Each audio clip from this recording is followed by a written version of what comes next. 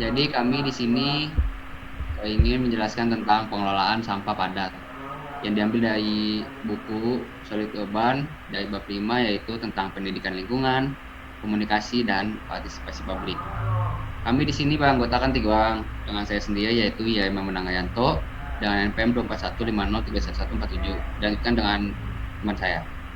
Saya Muhammad Dimas Prabudharma dengan NPM 24150310118. Saya Iman Al-Zawahiri dengan NPM 24150313132. Baik, sini saya akan melanjutkan. Untuk daftar isinya, di sini ada 5.1 tentang pendidikan lingkungan, komunikasi, dan partisipasi publik. 5.2 tentang pendidikan dan kesadaran lingkungan. 5.3 tentang informasi dan komunikasi. 5 dan 5.4 tentang partisipasi publik. Nah, sebelumnya kita harus mengetahui tentang latar belakang masalahnya. Jadi kan selama ini kalau misalnya kita berbicara tentang pengelolaan sampah, pasti yang terlintas di pikiran kita kan biasanya adalah infrastruktur secara fisiknya, misalnya kayak truk sampah atau TPA atau insinerator atau teknologi daur ulang. Namun kan fakta di lapangannya menunjukkan bahwa infrastruktur bernilai jutaan dolar ini bisa gagal total jika tidak didukung oleh pemahaman warga sebagai agen utama. Nah, krisis sampah perkotaan yang kita hadapi ini bukanlah masalah yang berdiri sendiri, melainkan hasil langsung dari kebiasaan konsumsi dan perilaku kita sehari-hari. Oleh karena itu, saat ini kita akan membahas tentang bab 5 dan kita akan menggeser fokus dari sekedar urusan faktor sosial dan manusia, yaitu melalui pendidikan lingkungan, komunikasi, partisipasi, dan partisipasi publik. Oke, ada selanjutnya nih 5.1, yaitu pendidikan dan partisipasi, yaitu memahami faktor sosial, perjanjian internasional, pentingnya mendidik serta melibatkan masyarakat secara langsung dalam program pengelolaan sampah perkotaan. Nah, di sini ada 5.1, yaitu tentang faktor sosial dan manusia. Ada 4 poin yang sangat penting untuk kita ketahui, yaitu yang pertama, yaitu pengelolaan lingkungan tidak cukup hanya dari perspektif teknis atau teknologi semata. Yang kedua, sangat penting untuk memberikan perhatian yang besar pada faktor manusia di balik pencapaian ilmiah. Yang ketiga, psikologi dan sosiologi, termasuk aspek pembelajaran, motivasi, dan pengaruh kebiasaan adalah elemen fundamental yang sangat kita perlukan. Yang keempat ini adalah pendekatan yang sangat sosial, tidak hanya untuk menjelaskan pola pikir saat ini, tapi juga mempromosikan keberlanjutan. Nah, di sini 5.152 ini menjelaskan perjanjian internasional. Yang pertama ini pada tahun 1987, yaitu laporan Brundtland, yang dimana menganjurkan pembangunan berlanjutan dan menjamin partisipasi efektif masyarakat. Dan selanjutnya pada tahun 1992, yaitu KTT Bumi Rio, yang menjelaskan tentang mengulangi secara terus-menerus pentingnya keterlibatan publik dalam perlindungan masyarakat. Dan selanjutnya ada tahun 1994, yaitu Piagam Aalborg, yang dimana menekankan peran kota dan pemerintah daerah dalam menetapkan pedoman pembangunan ekologis. Dan yang terakhir itu ada tahun 2002 yang dimana itu adalah KTT Johannesburg, di mana sesi ini adalah aksi lokal menggerakkan dunia, itu dengan mendorong implementasi Agenda 21 oleh daerah. Dan selanjutnya ini adalah visi baru tentang Agenda 21. Jadi Agenda 21 ini tidak hanya menganggap sampah sebagai masalah itu sendiri, melainkan hasil dari kebiasaan konsumsi tertentu dan perilaku kita sebagai warga negara. Yang selanjutnya ada 5.1.3, di mana tentang limbah dan pendidikan. Pada abad sekarang ini yang sedang kita jalani, yaitu abad 21, dapat juga tantangannya, seperti sampah industri dan rumah tangga yang saat ini menjadi masalah serius. Infrastruktur jutaan dolar bisa gagal kalau misalnya kita sebagai warga tidak memahami perannya, dan pengelolaan limbah ini tidak bisa lagi mengandalkan instruksi satu arah. Diperlukan partisipasi warga yang berdedikasi dan pemahaman penuh mengenai pengelolaan limbah sebagai sumber dayanya. Dan selanjutnya ini ada 5.1.4 tentang info dan pendidikan, yang dimana informasi ini adalah model yang didasarkan hanya pada distribusi informasi publik tidak berhasil mandiri, melainkan sekedar instruksi, bukan jaminan keberhasilan. Dan ada pendidikan, yaitu peningkatan kesadaran dan edukasi berkelanjutan ditujukan untuk kelompok usia tertentu agar menjangkau produsen limbah secara efektif. Yang ketiga ada partisipasi, yaitu membuka proses pengelolaan bagi masyarakat secara nyata untuk berkolaborasi dan menghindari efek resistensi lokal atau NIMBY.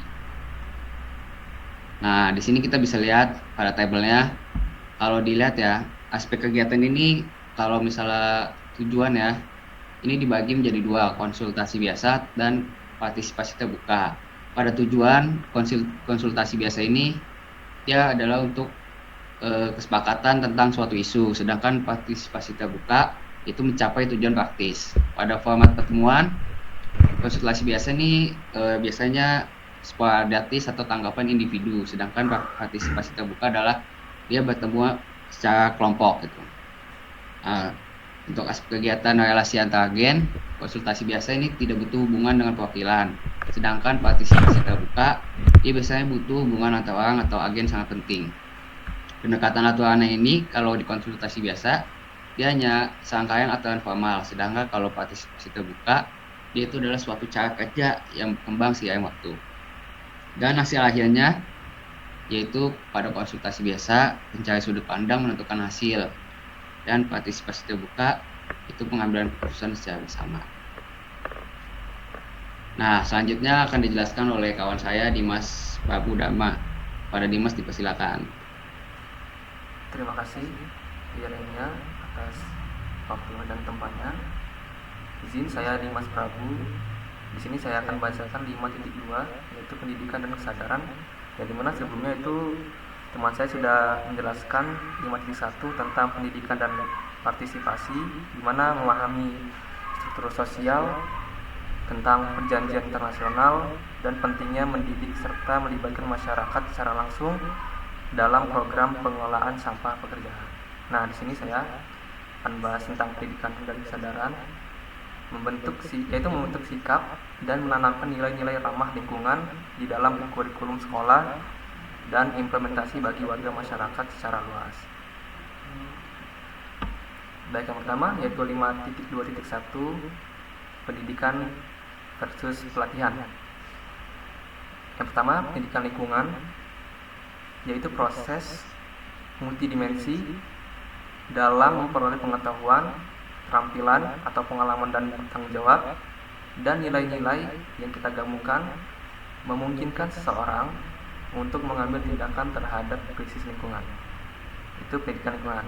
Yang kedua yaitu pelatihan atau pelatihan lingkungan, yaitu mendefinisikan ajaran yang diambil oleh bidang ilmu tertentu yang terspesialisasi dalam sains sebagai titik acuan teknis dan profesional terkait penanganan alam dan lingkungan sekitar. Nah, itu pendidikan versus pelatihan. Lalu yang berikutnya yaitu 5.2.2 lingkungan di sekolah. Revolusi pemahaman sekolah. Masa-masa spesialisasi yang didasarkan secara eksklusif pada ilmu alam telah berlalu. Fenomena globalisasi dan terutama urbanisasi perkotaan yang padat menuntut pencarian strategi dan metode kerja baru. Nah, pemahaman ini harus disalurkan bukan hanya untuk segelintir ahli sains, tetapi juga harus utamakan dalam kehidupan akademik sejak awal. Kenapa lingkungan di sekolah? Nah, ini strategi lingkungan sekolah. Nah, ini bagian-bagian strategi lingkungan sekolahnya itu ada going to green ini atau kurikulum menyeluruh, yaitu masukkan basis teori, kesadaran publik, dan ideologi pelestarian ke seluruh mata pelajaran. Yang kedua yaitu desain fasilitas, di mana menggabungkan elemen bioklimatik, bahan bangunan ramah lingkungan, serta instalasi yang tidak beracun, ini baik untuk lingkungan. Lalu yang ketiga yaitu manajemen aktif, yaitu mekanisme pemisahan sampah yang benar seperti organik, kertas, botol yang digunakan atau didaur ulang. Nah, itu 3 strategi di lingkungan. Lalu berikutnya 5.2.3 yaitu program dan pengenalan. Yang pertama itu pusat-pusat khusus, di mana pengalaman interaktif diwujudkan melalui pembangunan fasilitas khusus secara komprehensif atau mendalam seperti pusat pendidikan lingkungan, pusat interpretasi alam, dan pusat promosi pengelolaan sampah kota, itu pusat-pusat khusus. Nah, ini untuk publikasi dan kampanyenya, yaitu kunjungan kelompok secara rutin ke tempat pembuangan sampah akhir atau pabrik pengomposan, yaitu itu dapat memberikan pesan tajam dan mengejutkan, beritahukan tentang betapa besarnya dampak keseharian yang telah kita lakukan. Nah, itu program dan pengenalannya. Lalu berikutnya yaitu 5.3, informasi dan komunikasi. Nah, sini saya menjelaskan tentang pendekatan komunikasi terstruktur untuk menyebarkan instruksi yang efektif, pemasaran program ekologis, hingga pemanfaatan teknologi modern. Berikutnya, next. 5.3.1 itu informasi dan instruksi. Yang pertama, berbeda dengan pendidikan lingkungan yang menanamkan nilai jangka panjang, komunikasi bertujuan menyebarkan pedoman praktis. Nah, lalu yang berikutnya yaitu informasi merupakan transmisi pengetahuan satu arah untuk menyampaikan pesan dan hasil, bukan mendorong dialog ekstensif. Jadi nggak monoton. Lalu yang ketiga yaitu instruksi bertujuan langsung pada perubahan adaptif, seperti misalnya kebiasaan baru memilah kertas dan mengantar ke area khusus pengumpulan. Nah, ini instruksi lapangannya. Yaitu yang keempat, kegiatan praktisnya mencakup situs web konsultasi interaktif kampanye, misalnya di TV atau radio, dan juga lokal karya daur ulang tingkat desa. Ya, yaitu publisitas dan pemasaran. Nah, di sini ada macam-macam, ada rasionalitas, yaitu memberikan argumen logis dan dasar tentang pentingnya program yang akan mengubah perilaku komunitas. Itu rasionalitas. Yaitu berikutnya emosionalitas, menarik emosi yang terhubung dengan kondisi kehidupan tertentu, memberikan efek persuasif, mengajak yang kuat baik secara positif maupun negatif. Lalu yang ketiga yaitu fungsionalitas dan komoditas. Ya, ini merancang sistem yang sejalan dengan adaptasi manusiawi terhadap jalan dengan usaha paling sedikit. Itu efisiensi, kenyamanan juga bisa. Lalu yang terakhir yang keempat yaitu keterikatan dan kontrol sosial, di mana memenuhi kebutuhan dasar orang untuk merasa menjadi bagian dari komunitas dan patuh pada norma sosial teman sebaya. Yang berikutnya itu teknologi baru 5.3. Dalam masyarakat modern, teknologi baru seperti internet memainkan peran yang paling vital dalam menyebarkan inisiatif. Lalu sistem online memungkinkan akses kilat terhadap baris data masif menyangkut pengelolaan sampah di skala global, jadi nggak lokal. Lalu berikutnya yaitu membangun komunitas virtual bagi pakar, birokrat, dan warga untuk bertukar keluhan serta inovasi mutakhir yang lebih lanjut. Contohnya itu bisa situs web Komisi Metropolis 3, terus juga situs organisasi lingkungan Metropolitan Barcelona. Oh, itu contohnya. Berikutnya akan disampaikan oleh teman saya, yaitu Aiman. Baik, akan saya jelaskan yaitu poin 5.4, partisipasi publik, yaitu menciptakan ruang bagi warga agar tak sekedar menjadi objek informasi, melainkan mitra setara dalam merumuskan keputusan kota. 5.4.1 Esensi partisipasi publik dalam pengelolaan lingkungan. Ada 3 poin, yakni lebih dari sekedar objek. Partisipasi publik bertujuan menciptakan ruang bagi warga agar tidak hanya dijadikan objek penerima informasi pasif. Yaitu yang kedua, kemitraan yang setara. Warga itu harus dilibatkan secara nyata sebagai mitra setara dalam merumuskan keputusan-keputusan pengelolaan kota. Lalu poin yang terakhir yaitu mencegah konflik.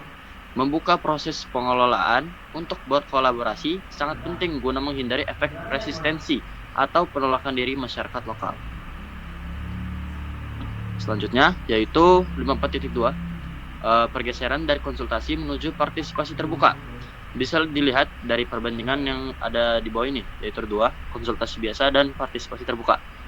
Dari konsultasi biasa, yaitu dari segi tujuan, konsultasi itu biasanya hanya mencari kesepakatan tentang suatu isu. Dari segi format dan relasi, konsultasi umumnya bersifat sporadis dan individual, tanpa ikatan kuat. Dan yang terakhir, yaitu dari segi hasil akhir. Pada proses konsultasi, pihak penyelenggara lah yang menentukan hasil akhirnya. Untuk poin yang partisipasi terbuka, dari segi tujuannya, partisipasi terbuka itu berfokus pada pencapaian tujuan praktis bersama. Dari segi format dan relasi, partisipasi terbuka itu membutuhkan pertemuan berkala antar kelompok di mana hubungan antar orang dan agen itu menjadi sangat penting. Dan poin terakhir yaitu hasil akhirnya. Pada partisipasi terbuka, yang ditekankan adalah pengambilan keputusan secara bersama-sama. 54.3 Hambatan partisipasi. Dalam sebuah kota insinyur dapat merancang sistem daur ulang dan infrastruktur yang sangat canggih. Namun, infrastruktur fisik ini tidak dapat berdiri sendiri, melainkan ia sangat bergantung pada faktor manusia untuk dapat beroperasi. Sebagus apapun teknologinya, sistem tersebut akan terhenti jika masyarakat setempat melakukan penolakan ekstrim terhadap fasilitas pengolahan di sekitar perumahan mereka. Sebuah fenomena yang dikenal dengan sindrom Not in My Backyard atau NIMBY. Bisa juga ada Locally Unacceptable Land Use atau LULU atau BANANA yang sudah dibahas tadi. Pemerintah dan perencana kota itu wajib memberikan edukasi secara dini di sekolah-sekolah, menyusun strategi komunikasi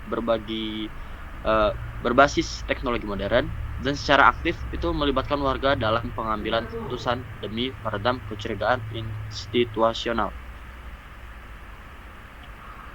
5.4.4 Solusi mengatasi hambatan dari pengalaman Barcelona. Wilayah metropolitan Barcelona itu sukses meredam konflik dengan menciptakan badan khusus untuk memantau program tata ruang kota.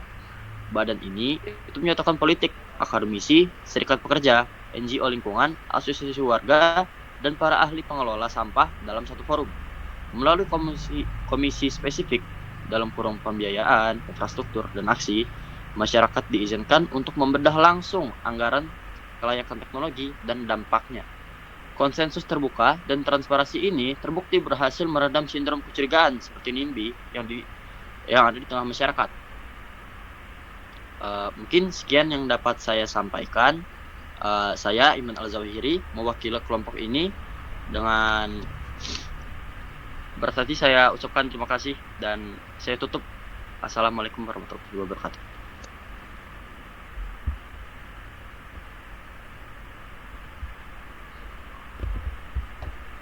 Udah di-cut.